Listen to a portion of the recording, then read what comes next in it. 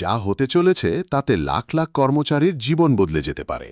এইমাত্র ঢাকা সচিবালয় থেকে যে খবর এলো তা শুনলে চমকে যাবেন।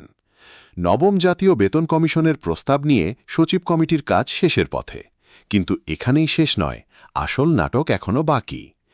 জানুয়ারির ২১ তারিখে সাবেক অর্থসচিব জাকির আহমেদ খানের নেতৃত্বাধীন ২৩ সদস্যের বেতন কমিশন তাদের রিপোর্ট জমা দেয় অন্তর্বর্তী সরকারের প্রধান উপদেষ্টার কাছে। প্রতিবেদন জমা পড়ার সাথে সাথেই শুরু হয় নতুন অধ্যায়। ১,৬০,০০০ কোটি টাকার এই প্রস্তাব বাস্তবায়ন নিয়ে এখন জোরালো আলোচনা চলছে। কিন্তু সবচেয়ে বড় প্রশ্নটা এখনও অমীমাংসিত, এই বিপুল অঙ্কের টাকা আসবে কোথা থেকে? সরকারি কর্মচারীদের বর্তমান সংখ্যা প্রায় ১৪ লাখ, আর পেনশনভোগী আরও ৯ লাখ। বর্তমান বেতন ভাতা ও পেনশন বাবদ সরকারকে খরচ করতে হয় ১২ লাখ কোটি টাকার বেশি। নতুন বেতন কাঠামো এলে এই খরচ বাড়বে আরও অন্তত ৪৫ থেকে ৫০,০০০ কোটি টাকা। অর্থনীতিবিদদের একাংশ বলছেন, এই বিপুল অর্থের যোগান দেওয়া হবে যেভাবে, তাতে মূল্যস্ফীতির চাপ আরও বাড়তে পারে। আবার অনেকে বলছেন, এটি অর্থনীতির জন্য শেষ আঘাত হতে পারে যদি বাস্তবায়ন সুষ্ঠু না হয়। এর পেছনে আছে আরও বড় সত্য। জানুয়ারি মাসে কমিশন বসেছিল ১২ বছর পর। অষ্টম পে স্কেল চালু হয়েছিল ২০১৫ সালে। তার ১১ বছরের বেশি সময় পর দাঁড়ালে কর্মচারীদের দাবি ছিল যৌক্তিক, কেননা এই সময়ের মধ্যেই জীবনযাত্রার খরচ আকাশচুম্বী হয়েছে। কমিশন তাদের সুপারিশে ২০টি গ্রেড অপরিবর্তিত রেখেছে, কিন্তু বেতনের কাঠামোয় এনেছে আমূল পরিবর্তন। সবচেয়ে বড় চমক হল সর্বনিম্ন বেতন ৮,২৫০ টাকা থেকে বাড়িয়ে ২০,০০০ টাকা করার প্রস্তাব। এই বৃদ্ধির হার প্রায় ১৪২%।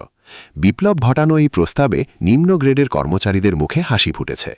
আর উচ্চ গ্রেডের জন্য সর্বোচ্চ বেতন ৭৮,০০০ থেকে বাড়িয়ে ১,৬০,০০০ টাকা করার কথা বলা হয়েছে। এখানে বৃদ্ধির হার প্রায় ১০৫%। কিন্তু এখানেই শেষ না, কমিশন অন্যান্য ভাতাও বাড়ানোর সুপারিশ করেছে। বৈশাখী ভাতা ৪০%-এর পরিবর্তে ন্যূনতম ৫০% করার দাবি উঠেছে। টিফিন ভাতা মাত্র ২০০ টাকা থেকে বাড়িয়ে ১,০০০ টাকা করার প্রস্তাব। প্রতিবন্ধী সন্তানদের জন্য মাসিক ২,০০০ টাকা ভাতার কথাও বলা হয়েছে।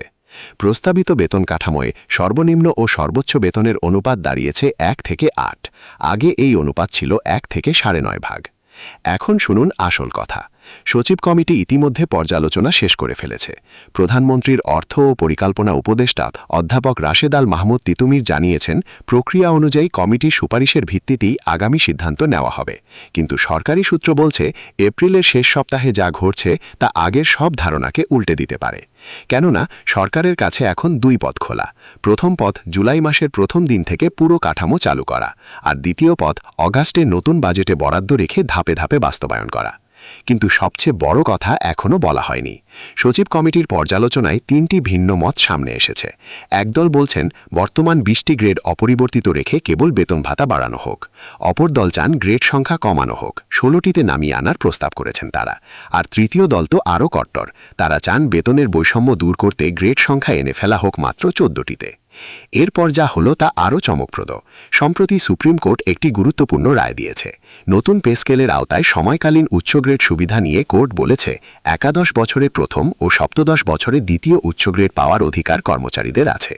এই রায় হাজার হাজার কর্মচারীর ভাগ্য বদলে দিতে পারে। কিন্তু সবচেয়ে উদ্বেগের বিষয় হল রাজনৈতিক প্রেক্ষাপট। নির্বাচনী ইশতেহারে সামাজিক নিরাপত্তা বেষ্টনীতে বিপুল প্রতিশ্রুতি দিয়েছে রাজনৈতিক দলগুলো। সেই টাকা কোথা থেকে আসবে? গুঞ্জন আছে, পে স্কেলে যে অর্থ বরাদ্দ রাখার কথা ছিল তা সরিয়ে নেওয়া হতে পারে জনপ্রিয় প্রকল্পে। লাখ লাখ কর্মচারী এখন উদ্বিগ্ন। তাদের ৭ বছরের অপেক্ষার প্রহর শেষের পথে, নাকি আবারও হতাশার সাগরে ভাসবেন তারা?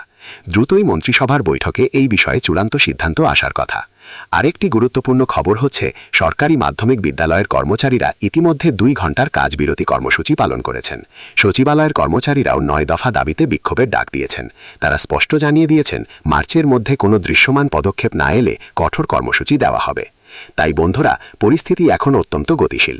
মে মাসের প্রথম সপ্তাহেই স্পষ্ট হয়ে যেতে পারে নবম পে স্কেল কবে থেকে কার্যকর হচ্ছে। অনেকে প্রশ্ন করছেন, সচিব কমিটির রিপোর্টে কি কোনো বড় পরিবর্তন আসবে? বিশেষ করে গ্রেড কমানোর প্রস্তাবটি বাস্তবায়িত হলে বেতন কাঠামো পুরোটাই পাল্টে যাবে। নিম্ন গ্রেডের কর্মচারীদের তুলনামূলক সুবিধা বাড়লেও উচ্চ গ্রেডের কিছু কর্মকর্তা অসন্তুষ্ট হতে পারেন। এবার আসা যাক অর্থের যোগানের গুরুত্বপূর্ণ বিষয়। বিশেষজ্ঞরা বলছেন, সরকারের কাছে ৩টি পথ খোলা। প্রথমত, বিভিন্ন খাতের অকার্যকর ভর্তুকি কমিয়ে আনা। দ্বিতীয়ত, করের আওতা বাড়ানো। আর তৃতীয়ত, কিছু স্বল্পমেয়াদী বিদেশি ঋণ নেওয়া।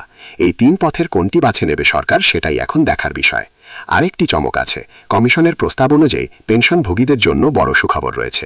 20,000 টাকার নিচে পেনশন পাওয়াদের পেনশন দ্বিগুণ করার প্রস্তাব করা হয়েছে, আর উপরে যাদের পেনশন তাদের জন্য কমপক্ষে 55 থেকে 75% বৃদ্ধির সুপারিশ রয়েছে। আজকে সবচেয়ে বড় নিউজ হলো, আগামী সপ্তাহে অর্থ বিভাগের উচ্চ পর্যায়ের বৈঠকে এই বিষয়ে চূড়ান্ত সিদ্ধান্তের ইঙ্গিত পাওয়া গেছে। আর সেই সিদ্ধান্ত যদি কর্মচারীদের অনুকূলে হয় তাহলে জুলাই থেকে কার্যকর হবে নতুন বেতন কাঠামো, আর যদি হয় বিপক্ষে তাহলে আন্দোলনের আগুন ছড়িয়ে পড়বে সারা দেশে। কর্মচারীদের সংগঠনগুলো বলছেন তারা আর অপেক্ষা করতে রাজি নয়। 12 বছর সময় তারা দিয়েছেন সরকারকে, এখন সময় এসেছে বাস্তবায়নের। সরকার যদি এই আশা পূরণ না করে তাহলে ঢাকা অবরোধ, গণপরিবহন বন্ধ সহ কঠোর আন্দোলনের ডাক দেওয়া হবে। তো বন্ধুরা, আজকের নিউজ এখানেই শেষ। ভিডিওটি ভালো লাগলে লাইক করুন, শেয়ার করুন এবং সাবস্ক্রাইব করুন। কমেন্টে জানান আপনার মতামত। ধন্যবাদ।